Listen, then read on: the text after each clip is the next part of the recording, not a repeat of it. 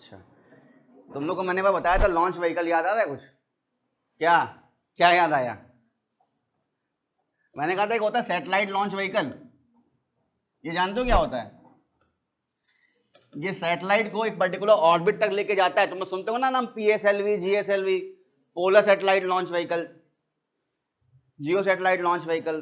खैर ये सब आगे तुम पढ़ोगे, कई सारी ऑर्बिट्स होती है बेटा, polar orbit, geo stationary orbit, geo synchronous orbit. उन ऑर्बिट्स तक पहुंचाने के लिए अर्थ के ऊपर उन जो ऑर्बिट्स हैं, सैटेलाइट समझते हो, एक चीज जो कोई दूसरी चीज के अराउंड घूमती है, वो क्या है? सैटेलाइट। मून क्या है हमारी? Natural satellite, natural. और बाकी के जो सैटेलाइट हमने ऊपर छोड़ रखी हैं अपने कामों के लिए, चाहे वो नेविगेशन के लिए हो, रिमोट सेंसिंग के लिए, वो सब क्या है? मैन मेड है, आर्टिफिशियल है। उनको वहां तक पहुंचाने के लिए एक व्हीकल का इस्तेमाल किया गया है, एक यंत्र का इस्तेमाल किया गया है। इसको हम कहते हैं सैटेलाइट को लॉन्च करने वाला vehicle, satellite launch vehicle, SLV। अब जहां जहां लॉन्च करना उसके अकॉर्डिंग अलग अलग नाम है उसका, पोलर सैटेलाइट, जियो सैटेलाइट, वो अलग बात है। लेकिन सैटेलाइट लॉन्च व्हीकल तो उसका काम क्या है? सैटेलाइट को यहां से लेके वहां तक ऊपर लेकर जाना।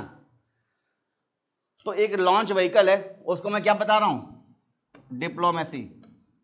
ये किसको लॉन्च करती है ले जाकर? किसको? सैटेलाइट यहां पे क्या हो गई? हाँ, यहां पे सैटेलाइट का मतलब होता है फॉरेन पॉलिसी, FP, विदेश नीति। एक देश किन नीतियों का इस्तेमाल करना चाहता है आपसे बात करने के लिए, उन बातों को आप तक पहुंचाने के लिए वो एक एजेंट भेजेगा ना आप तक, वही तो होते हैं डिप्लोमेट। कल को तुम लोग IFS बन जाओगे, फॉरेन सर्विसेज में आओगे, एम्बेसडर्स बन जाओगे, you will be diplomats. India की विदेश नीति बाहर देश में बैठ के आप फैलाएंगे। जहां जहां आपको जॉब लोकेशन मिलेगा कि आप लेट्स से आप US में हैं, ऑस्ट्रेलिया में हैं, न्यूजीलैंड में हैं, गलती से किसी को पाकिस्तान ही मिल गया तो वहाँ भी हैं। अब जनरली डेवलप्ड कंट्री में रहना चाहोगे, ठीक है। ऐसी लोकेशंस कोई नहीं चाहता जहाँ पे मतलब गए हैं वापस आए कि नहीं पता ना हो। ऐसे इंडिया में IAS बनना हो और तुमको स्टार्टिंग में मिल जाए नक्सलवाद वाला क्षेत्र, तो घबराओगे, सोचोगे इससे अच्छा टीचिंग ही कर लेते हैं, छोड़ो कौन बने ऑफिसर, जान है तो जहान है, जीवित रहेंगे तो देखा जाएगा। खैर, फॉरेन पॉलिसी एक देश की नीति है कि एक देश अपने राष्ट्रीय हित में, नेशनल इंटरेस्ट में कौन से काम करना चाहता है और करेगा, और दूसरे देश से क्या एक्सपेक्ट करता है। अपनी बातों को दूसरे देश तक पहुंचाने के लिए इस्तेमाल होता है एक लॉन्च व्हीकल का। वही लॉन्च व्हीकल कौन है? डिप्लोमेसी। डिप्लोमेसी में क्या होते हैं? बातचीत होती है, कन्वर्सेशंस, नेगोशिएशंस, टॉक्स। कहते नहीं इस प्रॉब्लम का हल बातचीत से सुलझाएंगे। ये बातचीत क्या है? डिप्लोमेसी है। नेगोशिएशन, कन्वर्सेशन, कौन सी बात पहुंचाना है जो देश सोचता है। देश की बात क्या है? देश की अपनी विदेश नीति, फॉरेन पॉलिसी। तो फॉरेन पॉलिसी को दूसरे देश तक डिप्लोमेट्स पहुंचाते हैं वाया डिप्लोमेसी। वो डिप्लोमेसी क्या है? बातचीत करना, फोरम्स पे जाना, बायलैटरल टॉक्स करना। देखते नहीं मोदी जी पुतिन कई बार मिलते हैं, डेलीगेट्स कई बार मिलते हैं, बातचीत करते हैं अलग अलग फोरम्स, मीटिंग्स में।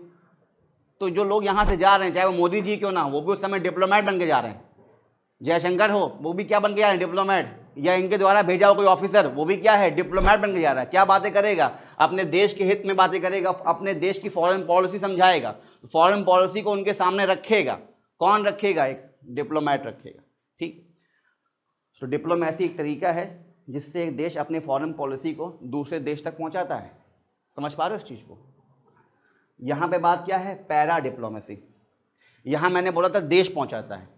देश के अंदर जो लोकल पावर्स हैं, मतलब जो देश के अंदर राज्य हैं, अब राज्य मतलब मैं बात कर रहा हूँ यूपी बिहार जैसे राज्यों की, ठीक है।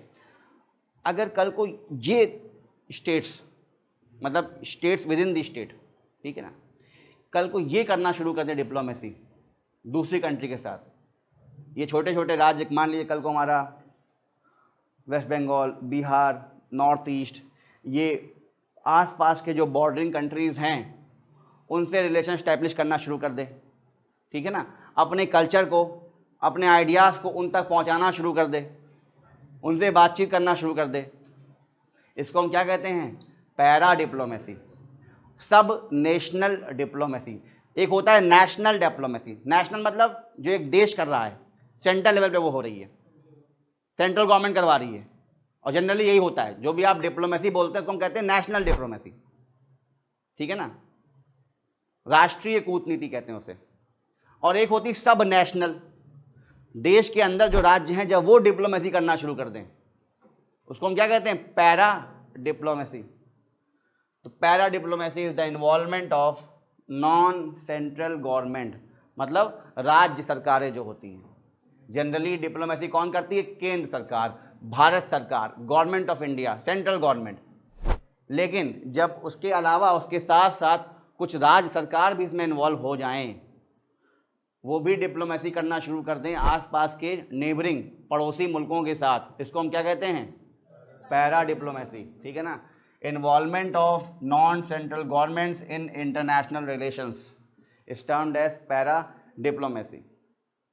अब इसके पीछे आइडिया क्या है, विकेंद्रीकरण करने का, डिसेंट्रलाइजेशन। सेंट्रलाइजेशन क्या होता है, सब कुछ एक ही हाथ में आ जाए, सेंट्रलाइज्ड हो जाए, केंद्रित हो जाए।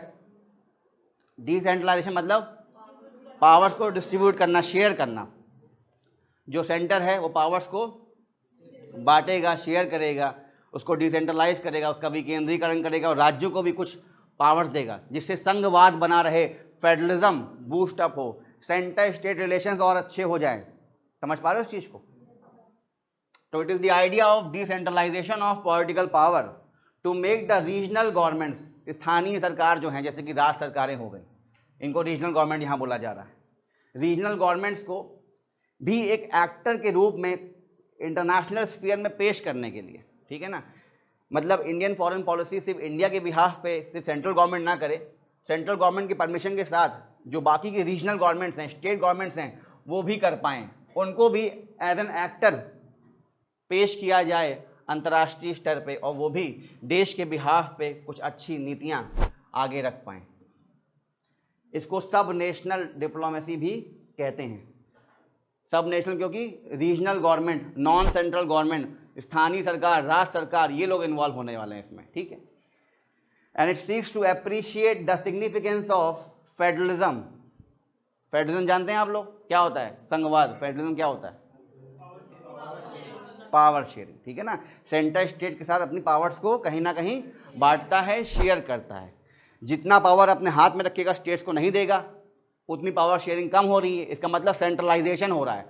और जब पावर्स को अच्छे से बांटना शुरू करेगा मतलब डिसेंट्रलाइजेशन कर रहा है, विकेंद्रीकरण कर रहा है, पावर्स को डिस्ट्रीब्यूट करना शुरू कर रहा है। तो इससे फेडरलिज्म अच्छा हो जाएगा और रीजनलिज्म भी आगे बढ़ेगा।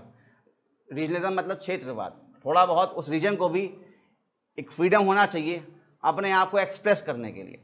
सब कुछ उसके बिहाफ पे सेंट्रल गवर्नमेंट ही नहीं बोलेगा, ठीक है। ताकि इससे क्या हो, जो लोकल इंटरेस्ट हैं वो भी प्रमोट हो पाएँ, ठीक है। मान लीजिए ये इंडिया है और ये बगल में क्या है, बांग्लादेश। तो इंडिया बांग्लादेश के लिए एक अपनी फॉरेन पॉलिसी बनाएगा और सेंट्रल लेवल पे अपने डिप्लोमेट्स के थ्रू मीटिंग करवाएगा, अपने मिनिस्टर्स की उनके मिनिस्टर्स के साथ, पीएम की पीएम के साथ, फिनांस मिनिस्टर की फिनांस मिनिस्टर के साथ, और यहाँ के फॉरेन ऑफिसर्स की वहाँ के फॉरेन ऑफिसर्स के साथ मीटिंग करवाएगा। लेकिन ये सब मीटिंग जो होंगी, ये सब जो डिप्लोमेसी हो रही है, ये सेंट्रल लेवल पे हो रही है, स्टेट लेवल पे तो हो नहीं पा रही है।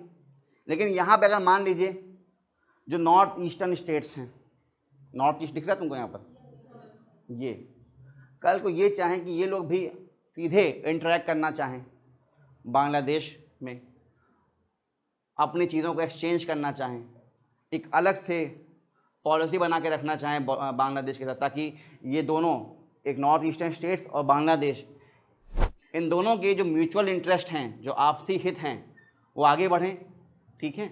दोनों का भला हो, दोनों में ट्रेड अच्छा हो। भले हम राजस्थान का ट्रेड ना करवाएं बांग्लादेश से, लेकिन जो आसपास के लोग हैं, नॉर्थ ईस्टर्न स्टेट्स हैं, उनका करवा दें। तो इसमें क्या है, नॉर्थ ईस्ट के जो स्टेट्स हैं वो क्या हैं, नॉन सेंट्रल पावर है, नॉन सेंट्रल गवर्नमेंट्स हैं, वो लोग इन्वॉल्व होंगे सीधे। अब किसके साथ, एक कंट्री के साथ। अगर इंडिया इन्वॉल्व होता, इंडिया की सेंट्रल पावर इन्वॉल्व हो जाए बांग्लादेश के साथ, तो क्या कहते हैं हम लोग, डिप्लोमेसी। लेकिन यहाँ पे नॉर्थ ईस्टर्न स्टेट्स अगर सीधे इन्वॉल्व हो रहे हैं, पैरा डिप्लोमेसी, ठीक है। जैसे अगर उसको हम समझाएं, यहाँ पर एग्जाम्पल मैंने यहाँ लिखा है, इन द इंडियन कंटेक्स्ट, अगर भारत के हिसाब से आप देखें तो पैरा डिप्लोमेसी एक ऐसा कॉन्सेप्ट है where we analyse and study the role played by a state government और a local government to enhance diplomatic ties with countries in the neighbourhood. तो आप देखिए यहाँ पे नेबरहुड क्या है, नॉर्थ ईस्ट कंट्रीज़ का, उनके साथ म्यांमार का बॉर्डर लगता है, चाइना का लगता है, भूटान का लगता है, बांग्लादेश का लगता है। तो कल को ये जो स्टेट्स हैं ये आसपास की नेबरिंग कंट्रीज़ के साथ इस तरह से अपने रिश्ते रखें कि ओवरऑल पूरे देश का रिश्ता उस कंट्री के साथ अच्छा हो जाए। ठीक है, तो para diplomacy can allow a state, यहाँ पे स्टेट मतलब एक रीजनल स्टेट है, मतलब एक राज्य है, जैसे कि यूपी, बिहार, नॉर्थ ईस्ट ऐसे, ठीक है ना। तो पैरा डिप्लोमेसी में होता क्या है कि जो सेंट्रल गवर्नमेंट है वो स्टेट गवर्नमेंट को अलाउ कर देती है, क्या करने के लिए, प्रचार करने के लिए, प्रमोट करने के लिए। किन चीज़ों को, to promote trade, to share culture, flow of economic ideas and also outsource business.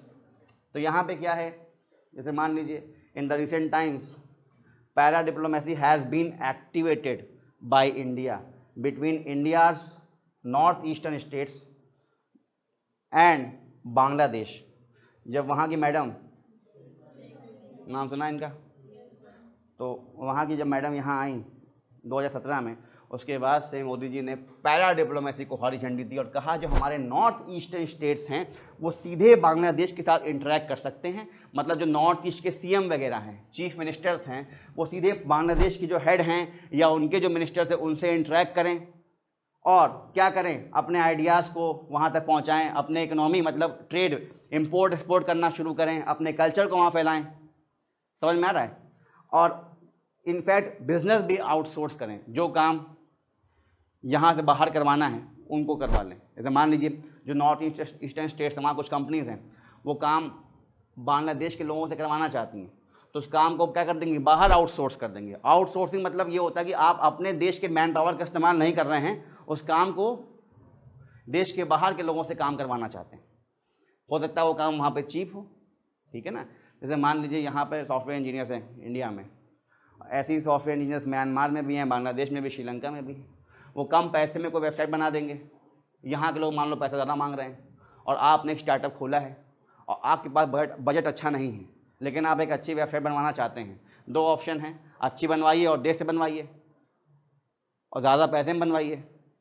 दूसरा ऑप्शन है अच्छी बनवाइए, देश के बाहर बनवाइए, कम पैसे में बनवाइए। इसे कहते हैं आपने अपने काम को बाहर आउटसोर्स कर दिया। तो आउटसोर्स भी कर सकते हैं नॉर्थ ईस्टर्न स्टेट्स अपनी चीज़ों को बांग्लादेश में, और बांग्लादेश भी आउटसोर्स कर देगा अपने कुछ कामों को कहाँ करवाने के लिए, नॉर्थ ईस्टर्न स्टेट से करवाने के लिए, इंडिया के। और ऐसे ही ये दोनों, एक कंट्री और कुछ राज्य आपस में ट्रेड, कल्चर, आइडियाज़, बिजनेस, इसको शेयर ट्रांसफ़र करना शुरू कर देंगे। तो यहाँ पे क्या है, सीधे एक स्टेट इन्वॉल्व हो रहे हैं या कुछ स्टेट्स, राज्य इन्वॉल्व हो रहे हैं, किसके साथ, एक देश के साथ। जनरली क्या होता है, देश टू देश मतलब कंट्री टू कंट्री डिप्लोमेसी होती है। यहाँ पे जब स्टेट्स, रीजनल स्टेट्स और कंट्रीज आपस में डिप्लोमेसी करना शुरू कर दें, उसको हम क्या कहते हैं बेटा, पैरा डिप्लोमेसी। समझ पाए इस आइडिया को।